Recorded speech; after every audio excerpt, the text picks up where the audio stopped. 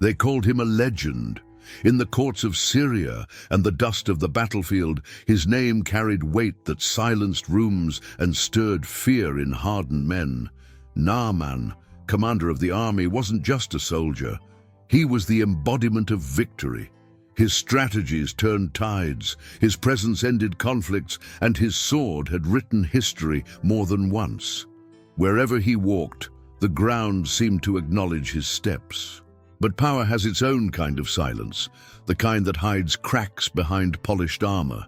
Naaman had earned everything through grit and blood. He wasn't born into privilege. He rose through the ranks like a fire-consuming dry fields. He led from the front, fought with precision, and never lost control. The king trusted him beyond politics. The soldiers idolized him like a war god. And the people, they whispered his name like a protective spell. His eyes saw the smallest flaw in enemy formations. His voice was calm, even when chaos reigned. His presence on the battlefield meant one thing: hope for his allies, doom for his enemies. Yet for all his victories, there was one battle Naaman never saw coming. Not a rebellion, not an ambush, not a war. It came silently, without banners, without sound, a patch of skin, a blemish. Barely noticeable at first, so small he dismissed it. A scrape from a spear, a rash from travel, nothing serious. But it spread, and something else spread with it, a shadow inside him. He began checking his arms in private, holding his breath while bathing, watching how others looked at him, if they looked too long or turned away too quickly. No one dared speak, not at first. Yet silence, in a house as grand as his, can scream. His wife grew quieter. Servants paused before touching things he'd handled. He caught glimpses of fear, in glances, in murmurs, in the way doors closed just a little faster behind him.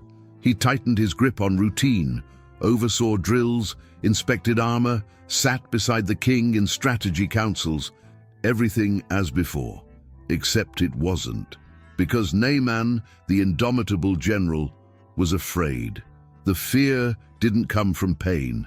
Not yet. It wasn't physical. It was the knowledge of what might be, of what leprosy meant. Isolation, rejection. The slow decay of not only flesh but dignity. He tried to pretend. For a while he succeeded. In public, he was still the mountain of resolve, the unshakable. But at night, in silence, his fingers trembled. And behind the curtain of his growing anxiety, an enemy waited, not in iron or fire, but in something far more cruel: invisibility, a disease that didn't kill with swords, but with shame. In his private chamber, with torches low and echoes of past glories hanging on the walls, Naaman looked at himself and saw a fracture, a commander respected across kingdoms, now unable to command his own body. This was where the story truly began. Not with conquest, not with strength, but with silence, with weakness, with the realization that power, real power, isn't measured by victories on the field, but by the courage to face what can't be defeated by force. And somewhere within the walls of his household, a voice would soon rise, quiet, unexpected, overlooked, that would point the mighty Naaman not toward battle, but toward something even greater: humility. Because sometimes healing doesn't begin with medicine or miracles. Sometimes it starts with the undoing of pride. At first, it was just a small spot on his arm. Naaman didn't worry.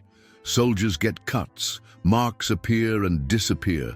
He ignored it, thinking it was part of life, the result of long journeys, armor rubbing against skin, or days under the sun. But days turned into weeks. The mark didn't fade. It grew, and another one appeared, then another. Still, Naaman kept silent. He was a warrior, a leader. He had faced armies without fear. How could something on his skin defeat him? But deep inside, something shifted. In the quiet moments when no one was around, he looked at his reflection and wondered. He scratched his arm, hoping it was nothing. But he knew. He just didn't want to admit it. People around him started to notice. His servants avoided getting too close. Conversations stopped when he entered a room. His wife watched him differently. With love, yes, but also with worry. There was fear in her eyes, even if she never said a word. Naaman tried to act normal. He continued to lead, to give orders, to ride into the city with pride. But inside, his confidence was breaking. Leprosy was not just a sickness. It was a sentence, a slow, painful rejection from life. It took more than your skin. It stole your place in society, your respect, your connection to people. Naaman knew that once the truth came out, things would change. No one would shake his hand. No one would invite him into their home. No one would stand beside him in battle. He would become a ghost while still alive. So he hid it. He wore longer sleeves. He avoided the baths. He didn't let the doctors see him, but he couldn't hide forever. His body was changing, and so was his mind. Once sharp and focused, he now felt tired, distracted. His plans weren't as clear. His decisions weren't as fast. His spirit was heavy. Late at night he couldn't sleep. He sat alone in silence, staring at his hands, the same hands that once held swords, that wrote commands, that lifted people up, now looked strange, pale, weak. He whispered questions to the darkness. Why me? Why now? No answer came. One evening he joined a celebration in the palace. Music played, people laughed, and servants danced. But Naaman didn't smile. He sat still, clapping quietly, hiding his hands under the table. He looked around and realized something painful. He felt alone in a room full of people. Then, a servant dropped a tray nearby. As she picked it up, her eyes met his. She froze for a second, just 1 second. But Naaman saw it. The fear, the disgust, the silence that followed him everywhere. He stood up and left the room. Outside, under the night sky, he walked through the gardens. The stars above didn't seem as bright anymore. The wind felt colder. He clenched his fists, trying to hold on to the man he used to be, but something was slipping away. He wasn't losing a fight on the battlefield. He was losing the fight within. And the worst part, he didn't know what to do. No armor could protect him now. No strategy could fix this. No sword could cut away the disease. For the first time, Naaman, the man who always had answers, had none. He returned home quietly, entered his room, and sat on the edge of the bed. His wife entered a few moments later, looking at him with gentle eyes.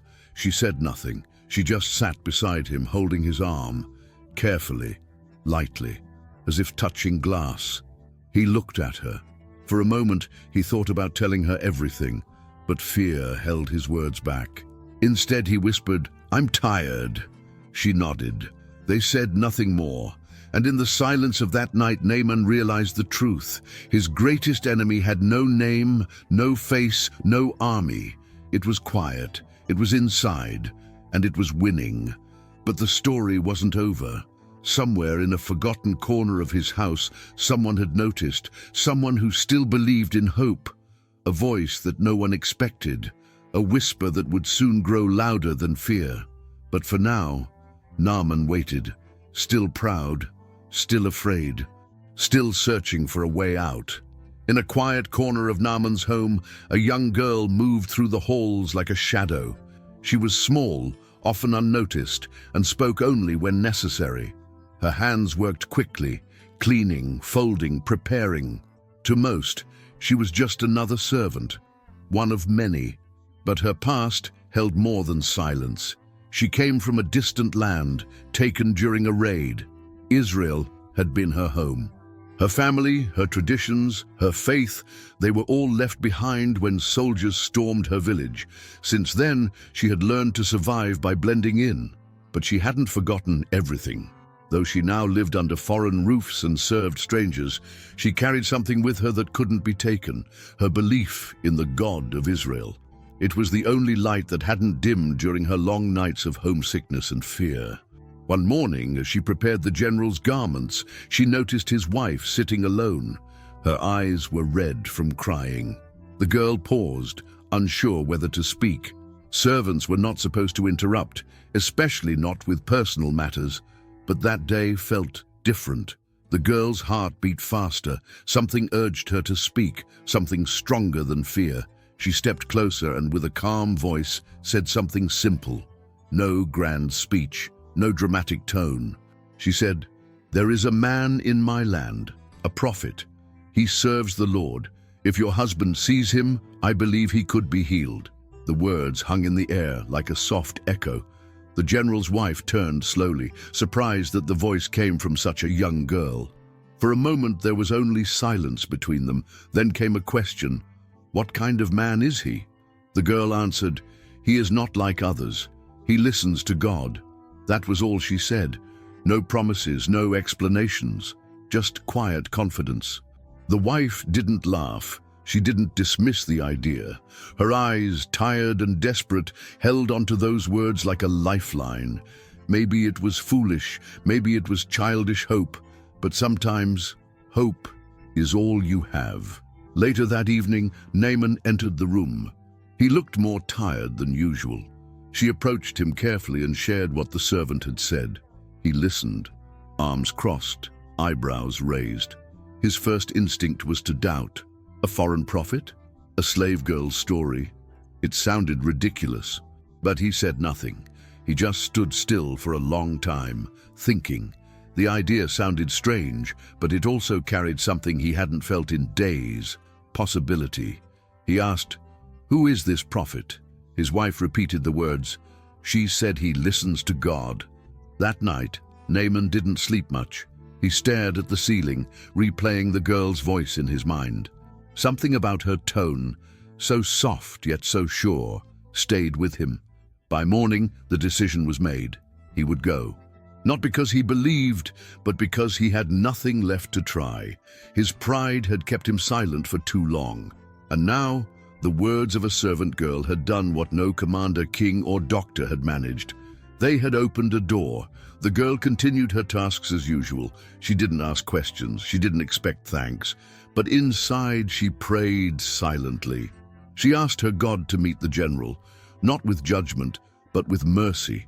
She knew it wouldn't be easy. Powerful men often carried heavy pride. But she also knew something else. God could break through even the hardest hearts. In the days that followed, the house buzzed with preparation. Letters were sent, camels were packed, gifts were chosen. Naaman was readying for a journey, not just through lands, but through something deeper. The girl watched from a distance. She never asked to be seen. She never claimed credit. But in the quiet corners of the house, her whisper had sparked a movement. One small voice had stirred a giant. Naaman was a man of war. But this mission was different. There would be no swords drawn, no formations, no battle cries. And yet, the tension in his chest felt heavier than armor. For the first time in years, he was riding toward uncertainty, not as a conqueror, but as a seeker. The morning he prepared to leave, the palace was buzzing. He had presented the idea to the king of Syria that he would travel to Israel, a rival nation, in search of a cure, whispered by a servant girl. To Naaman's surprise, the king hadn't laughed. In fact, he responded with unusual seriousness. "If this man of yours can be helped," the king had said, "then we will give you everything you need." And he did. Within hours, a formal letter was prepared. It bore the seal of the Syrian crown and was addressed to the king of Israel. The message was short but firm.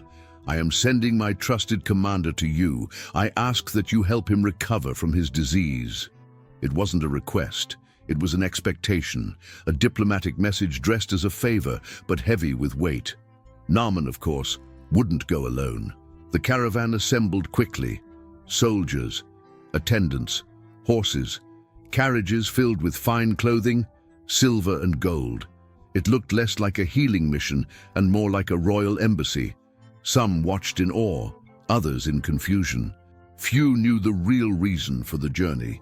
To outsiders, it was just another campaign. But there were no weapons in Naaman's hands, only the quiet hope that something beyond human effort might work. As the group departed, Naaman sat high on his chariot, head lifted, posture straight. But inside, his thoughts raced.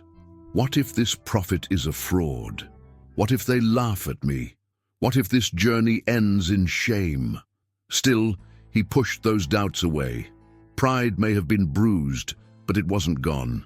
The journey to Israel was long, crossing hills and valleys under the sun. Conversations were few.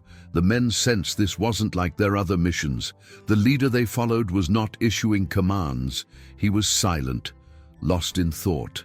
After several days, the border was in sight. They stopped only once to polish the silver and adjust the robes. Appearances mattered. Naaman refused to arrive, looking weak. His illness would remain unseen, if not on his skin, then at least in his demeanor. At last, they arrived at the king's palace in Israel. When the royal guards saw the Syrian delegation approaching, they tensed. It wasn't every day that a high-ranking enemy entered their gates with such grandeur. The letter was delivered quickly. Naaman waited outside, watching the massive doors. Inside, the message was read aloud. As the king of Israel scanned the lines, his face turned pale. Confusion turned to panic. He tore his garments in front of his officials, a gesture of despair not seen often in royal chambers. "Am I God?" he shouted. "Can I give life or take it away? He sends me this man to cure him. Is this some kind of trick?" The room went silent. Servants stopped moving. Guards exchanged glances. Everyone feared the same thing, that Syria was baiting them, preparing to accuse them of failure and start a war. The king slumped into his chair, breathing hard. What was he supposed to do? Refuse and look weak, try and fail and provoke a conflict? Meanwhile, Naaman stood outside, unaware of the storm brewing inside. He had no idea his presence alone was causing chaos in foreign halls. All he could do was wait. Then, word reached a prophet named Elisha. He heard about the commotion, the torn robes, the fear, and with calm authority, he sent a message to the palace. "Tell the king to stop tearing his clothes. Send the man to me. He will know there is a prophet in Israel." Simple, direct, without panic. The message reached the king quickly. And so, instead of ending in disaster, Naaman's journey would continue. Not to the throne, but to the house of a man who didn't wear a crown, yet spoke with the voice of heaven. Naaman had faced kings, commanded legions, and survived battlefields soaked in blood. But nothing had prepared him for what he saw when he arrived at the prophet's home. Or rather, what he didn't see. The house was simple, built with stones that had long forgotten any touch of luxury. There were no guards, no banners, no sign of a man revered by a nation. The walls were still. The door remained shut. It was quiet, too quiet for a man who carried a letter from a king and treasures in his caravan. Naaman sat tall on his horse, armor gleaming, his entourage perfectly aligned behind him. The entire journey had led to this moment. He expected a ceremony, maybe a blessing, a ritual, or at least a welcome that recognized his stature. Instead, nothing happened. Moments passed. Dust swirled in the wind. One of his servants cleared his throat. Then, the door finally opened, but not for the prophet. A servant stepped out. He was young, plain, and without ceremony. No bows, no respectful words. He walked straight toward Naaman and spoke with calm boldness. "The prophet says, 'Go wash yourself 7 times in the Jordan River. Your skin will be restored and you'll be clean.'" That was it. No hand laid on him, no dramatic prayer, no incantations, just a simple instruction. Naaman's face hardened, his lips pressed together, his fingers twitched slightly on the reins. Was this a joke? He had traveled all this way, across borders, carrying riches, under the authority of a king, only to be dismissed without so much as a greeting. His voice, when it finally came, was sharp. "Doesn't he even have the decency to come out and face me? I thought he would at least wave his hand over me, call on his God, and do something." He pointed back toward the road. "Aren't the rivers of Damascus better than all the waters of Israel? Couldn't I have bathed there and been healed?" His tone grew louder. His pride, wounded deeply, boiled into anger. The soldiers behind him shifted uncomfortably. Servants looked down. No one dared to speak.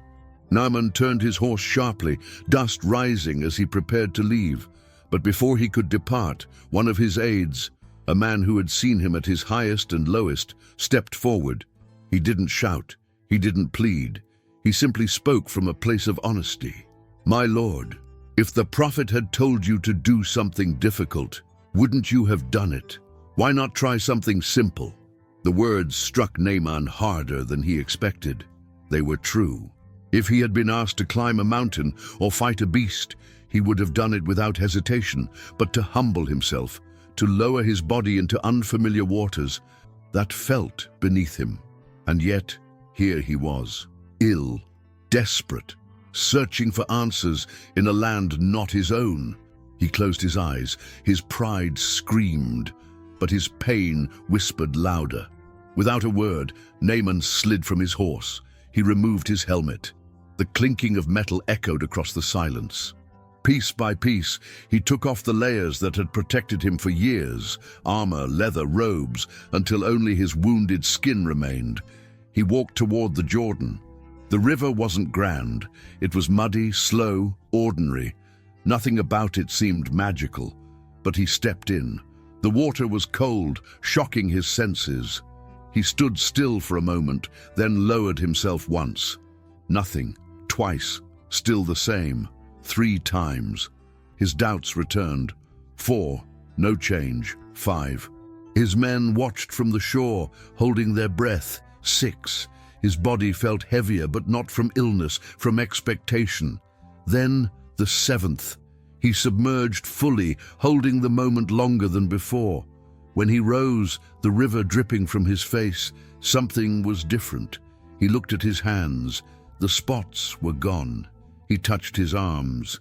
Smooth, whole, new. A gasp came from the shoreline. Eyes widened. No one spoke. Naaman stood in the river, not as a commander, but as a man who had just experienced something he couldn't explain, something far beyond strategy or strength. He stepped back onto dry land slowly. The sun warmed his skin that now carried no trace of disease. But something more than flesh had changed. A layer inside him had been washed away too, something invisible. Pride had cracked, and in its place stood humility. Not the kind forced by shame, but the kind chosen through surrender. Naaman looked back at the water. The river had not changed, but he had. The riverbank was quiet. Only the sound of water flowing and the rustling wind in the trees filled the air. Naaman stood barefoot at the edge of the Jordan, his armor left behind, his rank meaningless in this moment. What lay before him wasn't just water, it was a test of trust. His skin bore the unmistakable signs of illness. Spots, discoloration, rough patches, the marks of the sickness he had hidden behind polished metal. Now he was exposed. But the command was clear: 7 immersions, no audience, no prophet watching, no crowd cheering, just a man and a river. He stepped forward, the muddy current swirling around his ankles. It wasn't what he had expected. The water was neither clear nor majestic. It felt ordinary, too ordinary. He took a breath and waded deeper. First, immersion. As he lowered himself under, the cold gripped him. His heart pounded. When he surfaced, he immediately checked his hands, his arms. Nothing. His servants exchanged glances but remained silent. Naaman blinked against the sunlight. Part of him had hoped that just one dip would be enough, but no change. He went down again. Second. This time, he stayed longer beneath the surface, eyes closed. He tried to silence the voice in his head that whispered doubts. He rose, water dripping from his beard and hair, still the same. The disease remained. He clenched his fists but said nothing. Third. Anger began to rise. What am I doing here? He thought. Is this foolishness? He dipped again, faster this time, as if the quicker he did it, the quicker he'd be healed. But the spots mocked him. Unmoved, his jaw tightened. Fourth. The weight of disappointment pressed on his chest. This was not a soldier's challenge. This was something unfamiliar, a kind of obedience without reward, at least not yet. As he came up again, his eyes found the faces of his men. They were still watching, silent, waiting, perhaps hoping. He had no answers for them. Fifth, he paused before the fifth time, breathing heavily. His mind replayed all he had sacrificed to come this far. The shame, the journey, the confrontation with the prophet who never even showed his face. He sank into the river once more. But now he was trembling. When he emerged, he didn't look at his hands. He stared straight ahead, jaw clenched, body soaked. He could feel the current pressing against him. Still, he remained rooted. His pride had been peeled away, layer by layer, not by ridicule, not by force, but by silence and stillness. Sixth, this time he hesitated. It felt like everything inside him was shouting, "Stop this nonsense." His chest rose with frustration. He had come here a commander. Now he was just a desperate man, dunking himself in dirty water. But somewhere beneath all that noise, a quieter voice spoke. Once more, he nodded slowly, one final time. Seventh, he lowered himself with care, not rushed, not angry, almost reverent. Under the surface, time seemed to pause. No noise, no thoughts, just surrender. He let the river wrap around him fully. He stayed there, suspended, eyes closed, letting go of every reason, every doubt, every piece of control he had held onto. And then he rose. The air hit his face. Light danced on the surface around him. He stood still, blinking water from his eyes. He looked down at his arms, clean, smooth. His fingers ran across his skin in disbelief. The scars were gone. The marks vanished. His flesh was whole, as if it had never been touched by illness. The men gasped. Some took a step forward. Others dropped to their knees.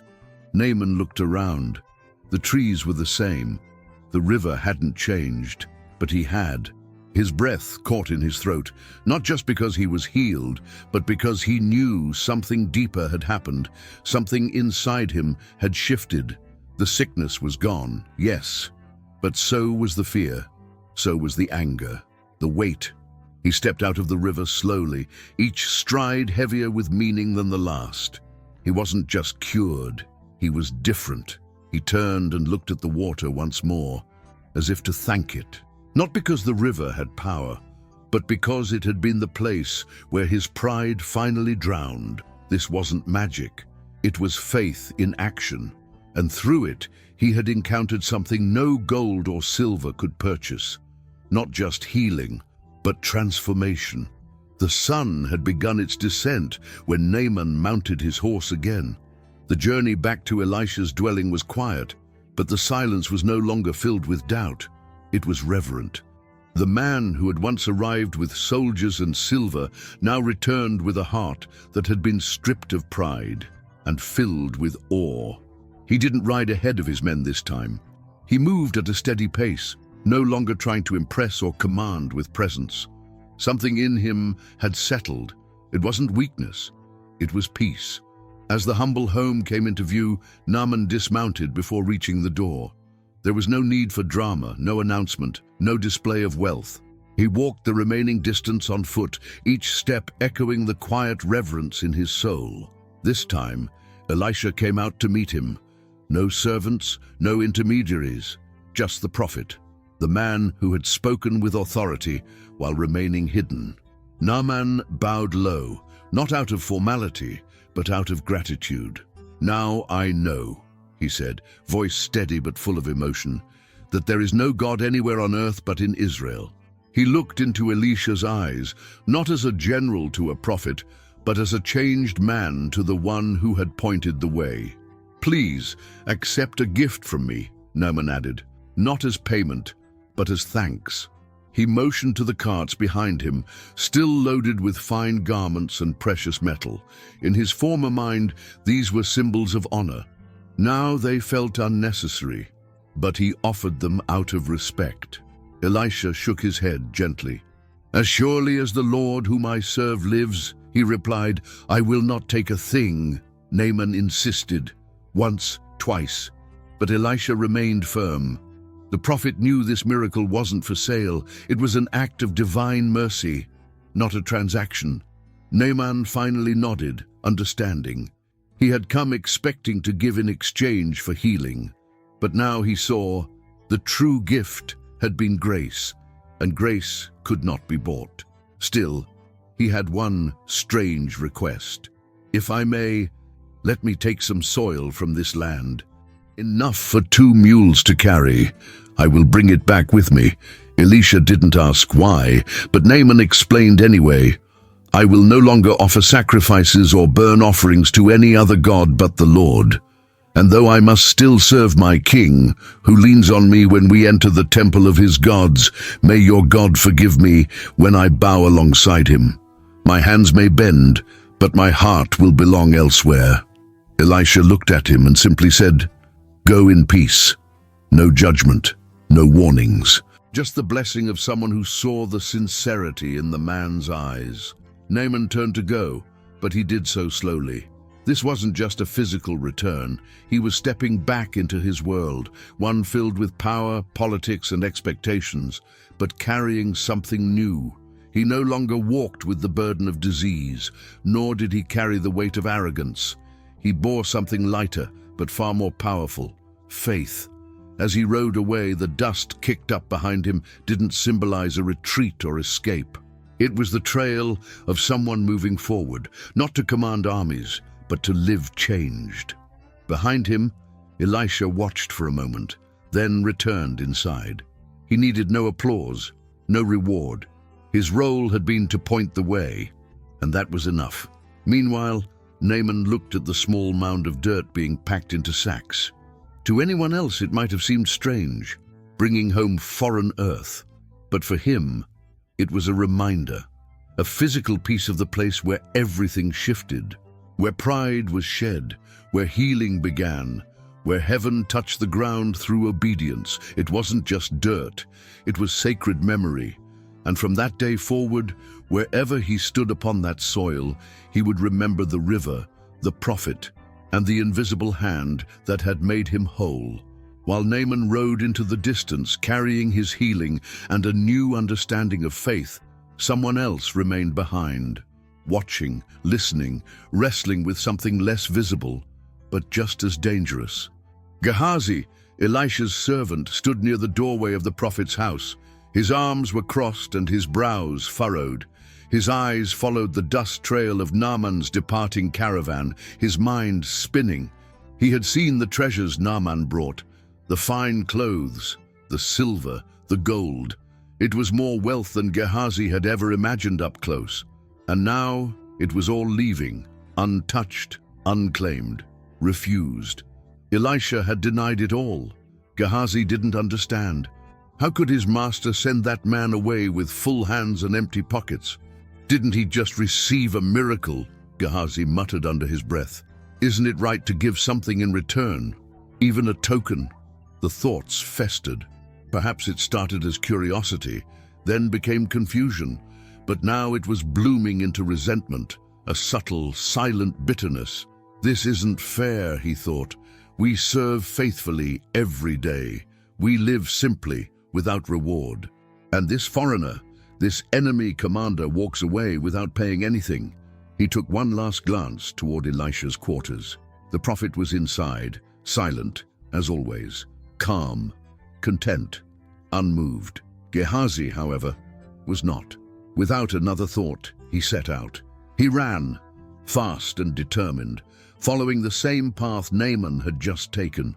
His heart pounded not from the pace, but from something deeper, something darker, greed, masked as justice.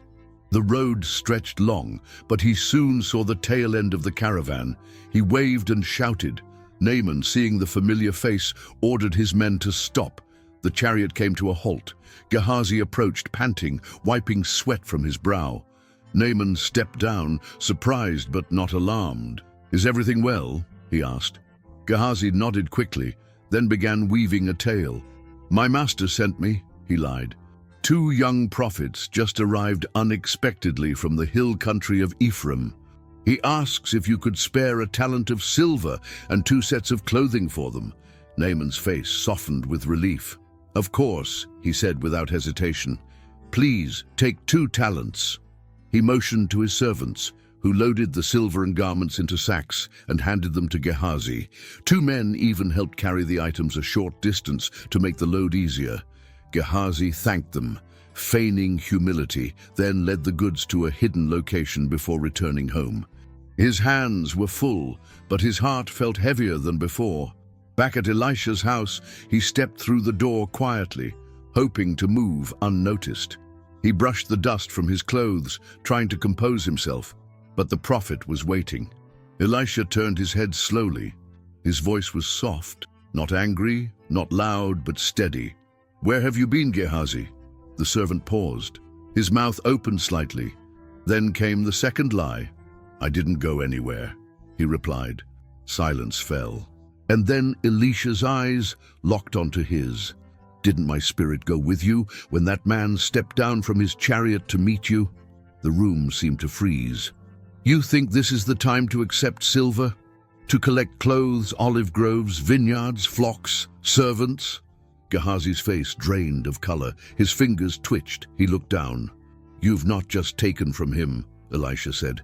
"You've taken something holy and treated it like a transaction." He stepped forward, voice low but filled with divine weight.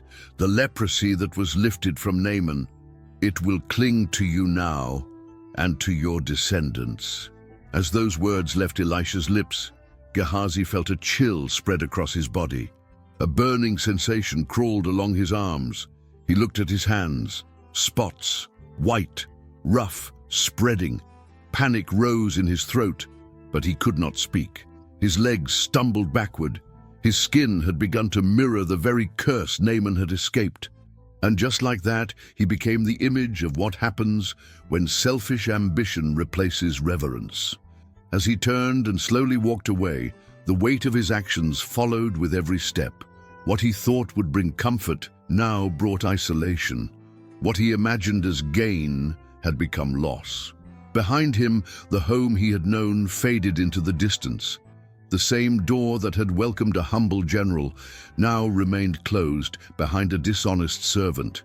The road back to Syria felt different. Though it followed the same path, passed the same trees, and crossed the same valleys, everything seemed to breathe with a new light. Naaman sat atop his horse quietly, no longer towering with pride, but carrying a stillness that those around him could feel.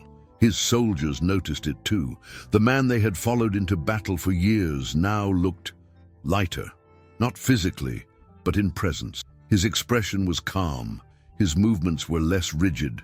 There was no tension in his shoulders, no sharp commands barked across the caravan, only occasional glances toward the horizon, as if he were savoring every mile. Behind him, packed carefully on the backs of 2 mules, was a load of soil, dirt from Israel, gathered near the prophet's home.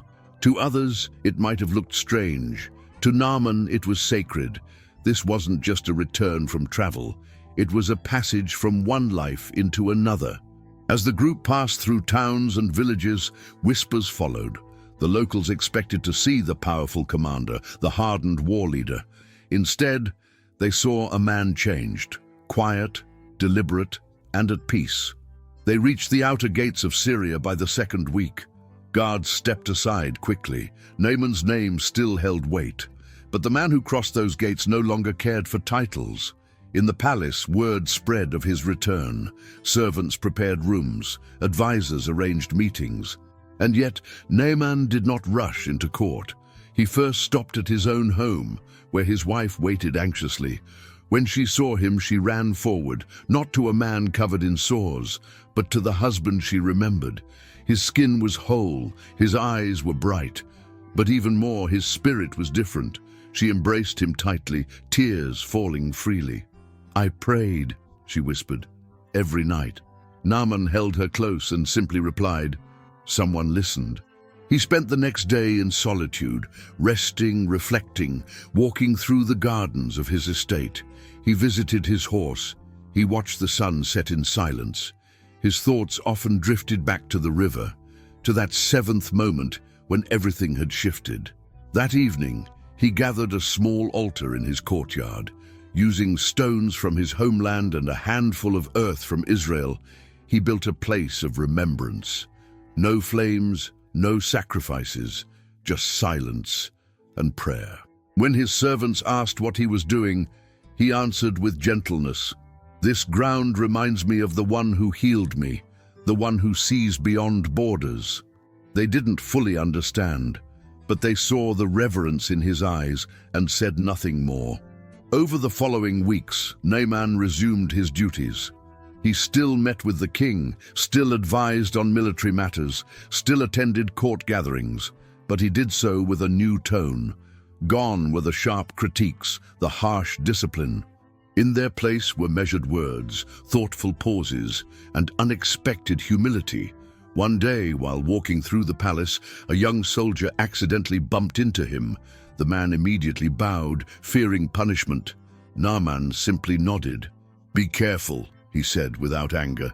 Those nearby exchanged surprised looks. The old Naaman would have roared. Whispers grew in court, not of his power, but of his change. "He's softer," some said. "No, wiser," others replied. Among his household staff, a rumor spread of a secret visit to a holy man. Servants spoke of prayers, of foreign soil, of water that could cleanse more than skin. Naaman never corrected them. He didn't need to. What mattered wasn't the explanation, it was the evidence. One morning, as he knelt beside the altar in his courtyard, one of his oldest aides approached. "You kneel often these days," the man said with curiosity. Naaman opened his eyes slowly. "I have more to be thankful for than ever before." The aide nodded. "But you still serve a king who worships other gods." Naaman looked toward the palace in the distance.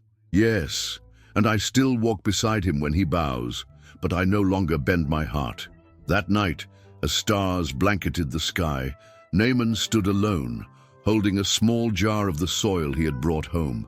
He poured a bit onto the altar, then whispered a prayer, not for healing, but for strength, not to fight wars, but to live changed.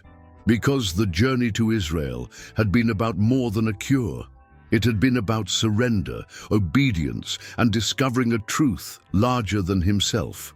And that truth still guided his steps, even in a land where few understood it. Naaman's name faded from the scrolls of history. The scriptures offer no further details about his later years, no record of his final breath or where he was buried. And perhaps that silence is intentional, because his story was never just about military glory or physical healing. It was about something greater. Naaman was a powerful man brought low, not by an army, but by an illness that no sword could fight. His strength, his wealth, his rank, none of it could save him. He had to listen to the voice of a forgotten girl, follow an unfamiliar path, and humble himself before an unseen God. He expected a prophet to meet him with grandeur. He was met instead with a quiet command. He wanted a miracle to suit his status. He received grace that ignored it. 7 times he went under the water, not knowing if anything would happen. Each step in that river chipped away at something deeper than disease, his pride, his assumptions, his need for control.